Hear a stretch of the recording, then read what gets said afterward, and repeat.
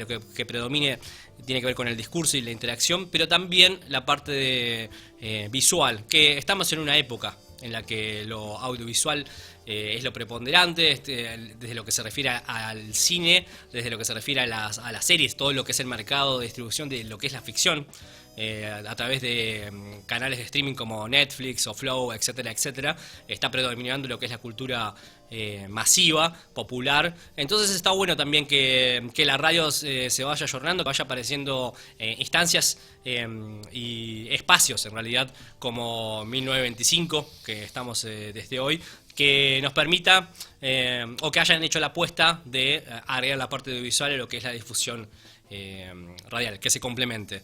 El programa esencialmente va a ser una posibilidad de entrevistas. Vamos a estar conociendo en cada una de las emisiones a diferentes artistas. Va a haber un momento de literatura en el que vamos a conocer a escritores, escritoras de todos los géneros, tanto de narrativa, cuento, novela, así como va a haber un momento de poesía. Yo, de hecho, soy poeta, soy más poeta si se quiere que narrador, entonces se va a aprovechar para darle por supuesto el lugar a la poesía, que suele ocurrir que a veces dentro de lo que es el marco o editorial, o el marco dentro de lo que está permitido en la literatura, o de lo que se ofrece en la literatura, la poesía como que tiene un rinconcito más apartado, siempre está como la novela o el cuento ahí preponderando.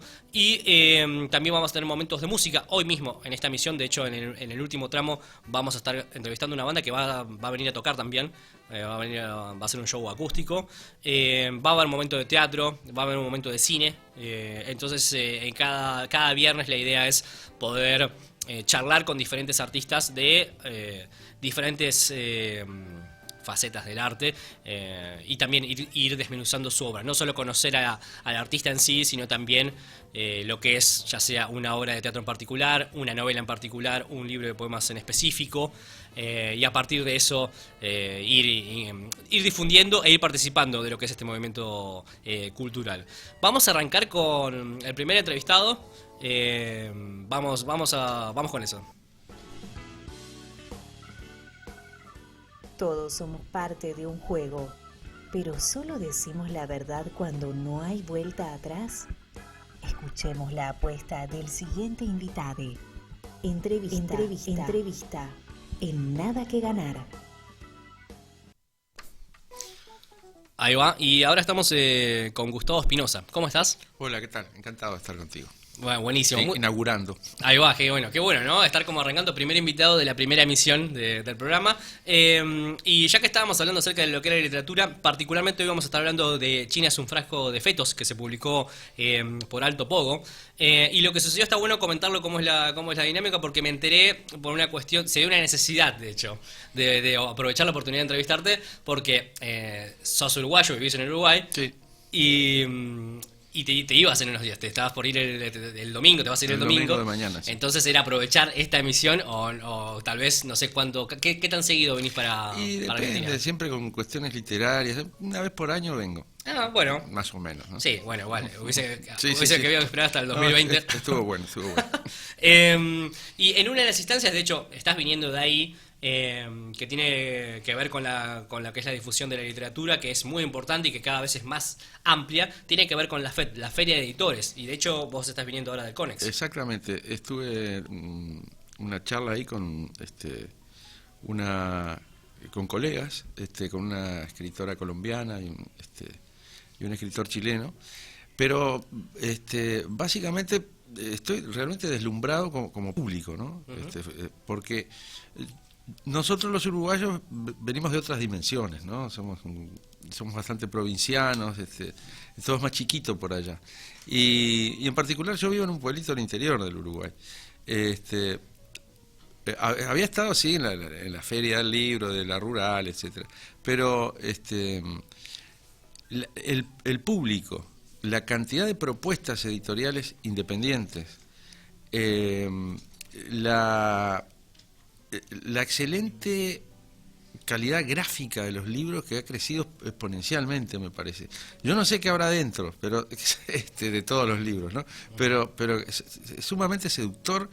Es realmente asombroso tanto entusiasmo por la palabra impresa, ¿no? Que vos decías recién, estamos en una era tecno donde parece que la imagen lo es todo, pero yo creo que la literatura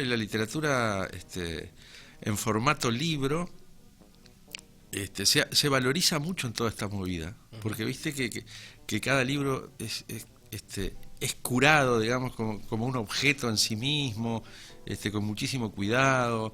Los editores nos tratan muy bien a los autores, el público es otro, no es la familia que va de paseo porque sí, porque bueno, yo qué sé, porque está ahí y es grande, sino que hay como un intercambio, me pareció realmente hermoso.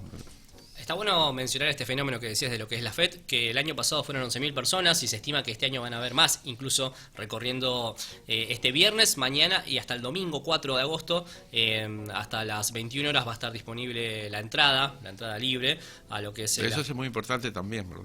Totalmente. Es totalmente abierto a que entre la gente que esté interesada, todo libre para que todos se den una vuelta. En el CONEX se está realizando esta feria. Y lo que te quería preguntar, que es algo de lo que mencionaste recién, ¿en qué notaste de diferente a tal vez lo que es el público un poco más masivo, pero que se encuentra en la feria del libro, al público que se encuentra bueno, mira, en la feria de editores? Por un lado, quienes te venden los libros son los editores, generalmente, allí, ¿no? Los que están en los stands, que muchas veces también ellos mismos son escritores. Entonces, el diálogo que se puede establecer es otro.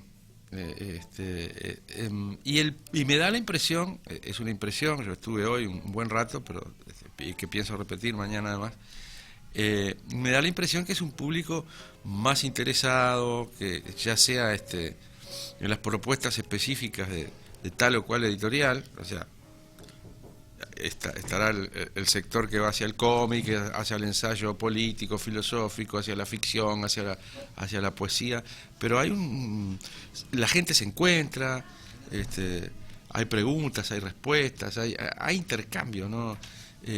Me parece que la diferencia es que el público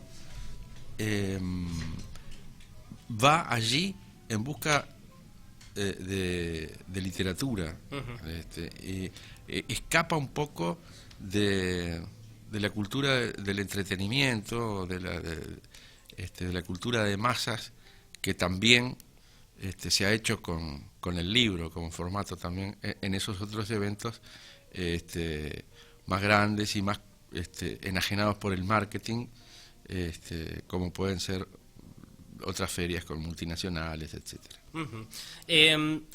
Tengo acá, y tuve gusto de leer en estos días, China es un frasco de fetos, que es una novela muy interesante por muchos motivos, pero que me llama la atención por lo siguiente, y es algo que, de hecho, lo he hablado con varios poetas en diferentes entrevistas, y es que aparece con mucha recurrencia en los poemarios, en los libros de poemas, que alguna de las piezas, algunos de los poemas hablan acerca de la poesía. Es decir, esto que se suele titular arte poética. Uh-huh. Como metatextualidad, sí, o autorreferencialidad del texto, ¿no? Sí, es un poema que es una reflexión acerca de la poesía, uh-huh, y del vínculo del autor o de la autora con respecto a la poesía, claro, o de lo que le parece, lo que debería ser, sí, o es. Tú lo dijiste, poesía. el arte poética, ¿no? Arte poética. Y algo que en la narrativa no ocurre con tanta regularidad, pero en algún punto China es un frasco de fetos ahora vamos a indagar acerca de qué trata la historia, por supuesto, y qué es lo que está sucediendo. El manejo que hay con el lenguaje, la apuesta experimental que se pone en juego, permite reflexionar de manera metalingüística con respecto a lo que es la narrativa y el lenguaje. Esa búsqueda, ¿cómo apareció? Bueno, mira, yo creo que esa búsqueda es una constante en los libros que yo he publicado, ¿no? Primero hay que decir que China es un frasco de fetos es mi primera novela.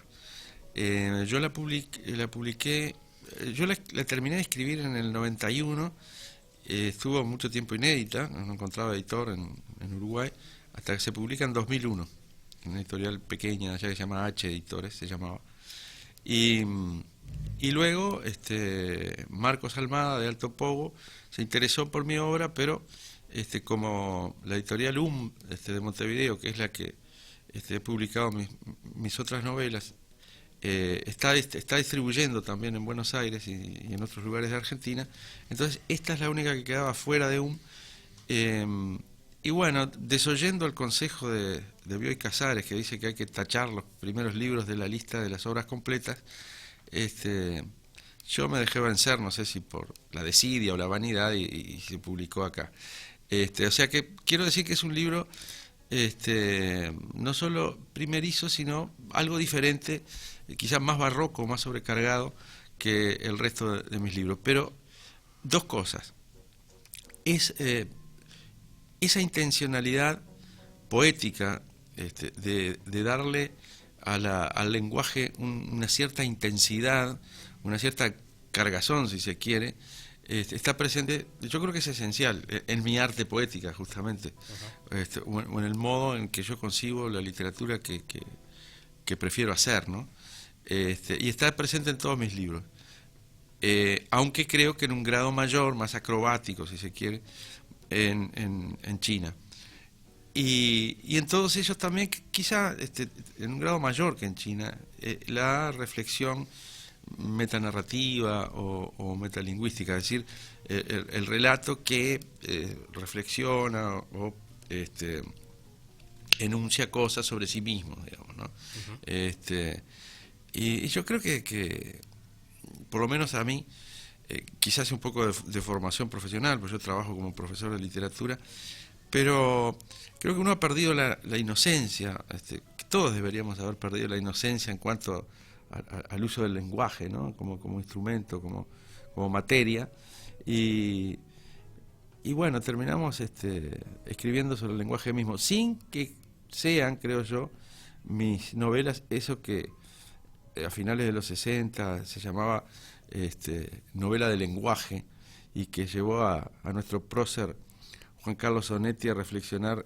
Dice, en cualquier momento va a aparecer una novela en que el protagonista sea el punto y coma, ¿no? Como irse a un extremo, ¿no? De esa búsqueda. Sí. Está muy bueno esa, no conocía esa frase. Antes de ir indagando por diferentes pasajes de la novela, ¿nos comentás en lo que serían 3 o 4 renglones de lo que trata la novela? Sí, primero que voy a hacer una cura en salud, digamos. Yo creo que en esta novela justamente la dimensión poética, lingüística, la textura es quizá más relevante que la trama, me da la impresión. De todas maneras, la trama surge, es una trama que yo imaginé siendo adolescente, que tiene varias versiones en forma de cuento, eso antes de convertirse en lo que se convirtió. Y es una idea muy ingenua, ¿no?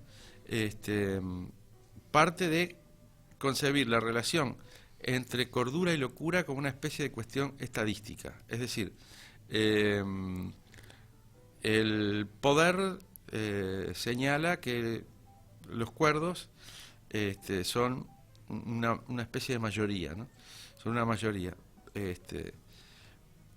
Por lo tanto, corremos el riesgo de que esa ecuación cambie, y los reclusos en manicomios y ese tipo de establecimientos se conviertan en la mayoría, por lo tanto, en los cuerdos, y los otros pasen a ser los locos, los anómalos. Bueno, y eso en un país que nunca se nombra, pero que tiene algunos rasgos parecidos al Uruguay, sucede eso por distintos motivos. Hay una hipertrofia de los institutos de salud mental, la locura empieza a sustituir estadísticamente a la cordura, entonces esa ecuación cambia y hay todo un plan para llevar adelante ese cambio de paradigma, para recluir a los cuerdos y que los locos comiencen a ser hegemónicos, digamos así.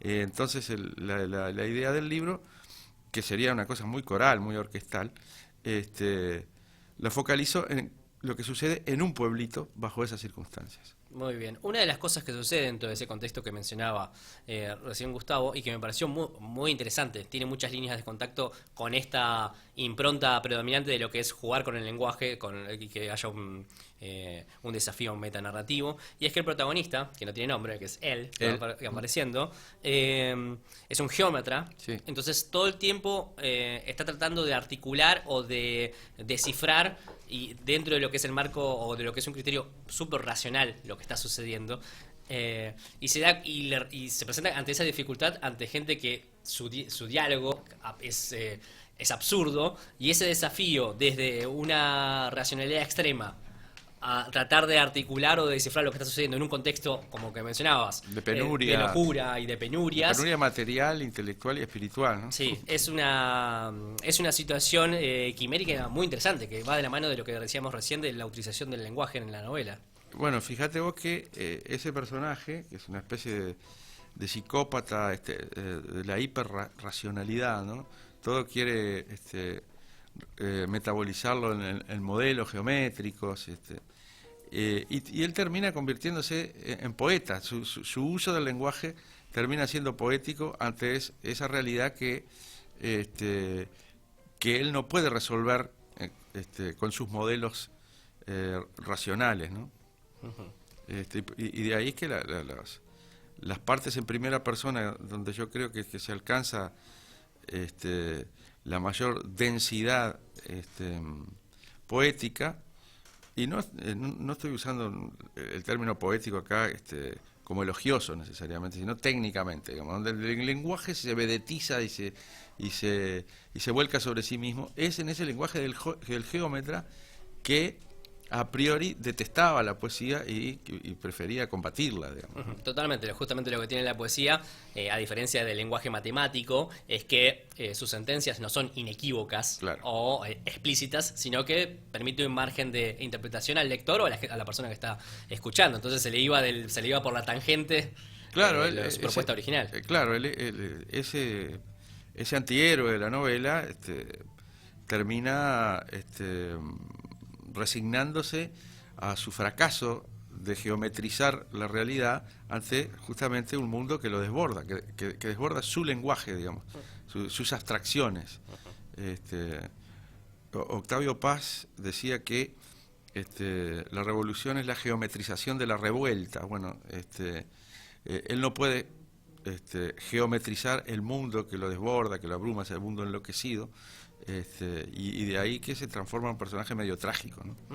La novela, por supuesto, teniendo en cuenta al protagonista del que estamos hablando, que también incluso tiene su arista, porque está buscando a la Tota, que es su enamorado, la persona, la mujer en la cual pretende, que en ese sentido es una historia personal, también va hacia lo social y hacia lo colectivo, en el sentido de que va apareciendo también el discurso de lo que sería el líder o el jefe de todo, acerca de los acontecimientos históricos que han sucedido y cómo por qué se desembocó en el presente que se encuentra en la novela, y a la vez también habla de situaciones ante una epidemia, ante un caos social, de que se han cometido errores desde el poder, y desde que también el poder aprovecha esa situación para justamente para poder hacer imponer hacia la masa. Me interesa en este sentido la novela, que es una historia muy personal, y a la vez también hay un cuestionamiento acerca de los usos del poder. Sí, de hecho, algunas reseñas que tuvo la novela en su primera edición señalaban que esa parte que vos estabas comentando recién es una especie de secuela en clave paródica a veces de los efectos de la dictadura en el Uruguay, ¿no? Que era como una respuesta literaria a eso. Y yo, en el momento en que lo escribí, no tuve esa intencionalidad o no estuvo presente, pero sí algunos formatos de la escritura, por ejemplo el de los comunicados oficiales, esa intervención tan fuerte y tan idiota, tan brutal y tan idiota del Estado en las vidas de las multitudes, digamos. Es claro que sí, que aunque yo no lo quisiera o no lo supiera, esa cosa de la dictadura durante la cual yo crecí, fui adolescente y fui joven, tal vez esté presente allí, probablemente. Y además, viste que el poder diseña algunas cosas, las legitima con discursos altisonantes, pero después la realización concreta en el barro de la historia, como esa, empiezan a fallar y hay mucha gente que es víctima tanto de esos diseños legitimados por la discursividad como de los errores del poder, que eso es lo que pasa, ¿no?, en la novela y fuera de ella, me parece. Muy bien. En un momento de la novela, ya promediando, ya por la página 72, esta propuesta misma de lo que es la novela, de jugar con el lenguaje y de como de ir corriendo sus límites, se plasma en el formato de que a partir de la página 72 la novela adquiere el formato de una dramaturgia. Sí. Y luego, incluso finalizando ese capítulo, incluso de un poema. Uh-huh. ¿Cómo te surgió esa necesidad de tal vez de cambiar el formato o directamente el género, de hecho literario, sí, ¿no? Pasar de novela a dramaturgia. Quizá esos sean síntomas de novelista primerizo, más allá de las chambonadas que pueda cometer cualquier primerizo, ¿no? Pero en este sentido, creo que en primer lugar los escritores solemos tener la superstición de que hasta que no escribís una novela, bueno, como que no jugaste en las grandes ligas, o no sos un escritor, digamos, ¿no? Pero además cuando escribís la novela, esa primera novela, hay la tentación de decirlo todo, de decir, mirá todas las cosas que puedo hacer, uh-huh, como la tentación del cosmócrata, ¿no? Es una especie de megalomanía. Y ahí, bueno, yo quizá incluí demasiados registros y puntos de vista distintos, teniendo en cuenta que es una novela bastante breve. Pero sobre todo, me pareció además que era una manera de darle cierta agilidad, de hacerlo más entretenido. Y sobre todo la parte del poema, es una de las secuencias clave incluso de la historia, donde se da un enfrentamiento directo entre esos dos bandos, ¿no? Uh-huh. Entre los antiguos habitantes del pueblo, es decir, los cuerdos que se van a transformar en locos, y los invasores que vienen de la capital y que vienen de los establecimientos psiquiátricos, ¿no? Uh-huh. Se da una batalla real, y eso está narrado en verso, y está narrado siguiendo el esquema métrico y de distribución de la rima de una de las soledades de Góngora, de la soledad primera de Góngora, de parte de ella, de lo cual es una especie de acrobacia exhibicionista, ¿no? Como la oportunidad para lucirse, ¿no? Claro, sí. Eso yo lo hago un mea culpa en el posfacio, en el epílogo que le pusimos con Marcos a esta edición argentina de la novela, donde cuenta un poco las peripecias de la escritura. De lo que fue la escritura. Uh-huh. Una cosa que me llamó la atención, y que esto lo pongo a cuota personal de lo que me permitió interpretar la novela, en buena parte de la misma van apareciendo nombres, ¿no? Como Dostoyevsky, Newton, sí, etcétera. Aparecen todos. Y por cómo se fue hilando la historia, a mí me quedó la reflexión de que más allá de la explicación que me vas a dar ahora con respecto a la decisión de que aparezcan los nombres, de que en los momentos de caos en los que se siente que la sociedad está por sucumbir, aparece la necesidad de recuperar la historia y los hombres que han hecho, o los hombres, las mujeres, las personas que han hecho importante y han permitido que la cultura haya avanzado lo suficiente, y por eso están apareciendo esos nombres de que en un momento caótico y que se está por derrumbar todo, como recordarlos y mantenerlos como un capital simbólico necesario para poder seguir a nivel social, ¿no? Es interesante eso que decís. Yo en realidad no lo había racionalizado de esa manera. Eso es lo bueno que tiene conversar sobre la obra de uno, ¿no? Más allá del narcisismo, eso está bueno, que lo que vos escribiste sea iluminado por otras lecturas. Pero eso me lleva tal vez a reflexionar un poco sobre algo que un poco decíamos del protagonista, del geómetra ese, ¿no? Esto que vivimos, que algunos caracterizan como posmodernidad o modernidad líquida, o lo que fuere, es entre otras cosas, yo creo, un estado necrológico de la civilización, en el sentido de que todo aquello que construimos se les va dictando una partida de defunción. La muerte de Dios en 1900, anunciada por Nietzsche, la muerte de los grandes relatos, la muerte del sujeto, la muerte del autor, decía Barthes, la agonía del Eros, se escribió el coreano últimamente, es un libro muy recomendable además. Entonces yo creo que justamente quizás haya un momento en que debemos ser conservadores.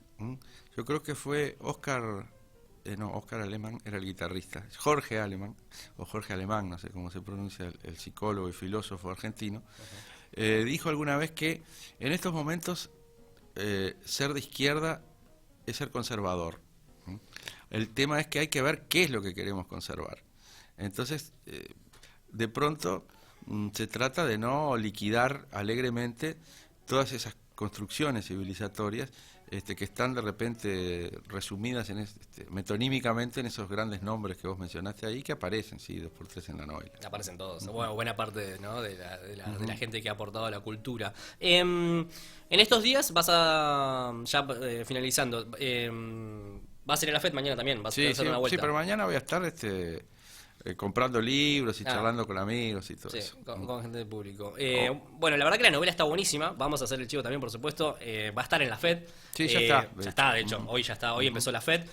China es un frasco de fetos. Ahí se tienen que dar una vuelta por el stand de Alto Pogo, que ahí seguramente va a estar Marcos Armada recibiéndolos. Sí, déjame, ya que estamos de chivos, entonces decir que también están el resto de mis novelas, que se llaman Carlota Podrida, Las Arañas de Marte y Todo Termina Aquí, que están en el editorial de Montevideo, que está también en la FED, están 115 ahí cerquita de Marcos y de Alto Pogo. Ahí va, HUM.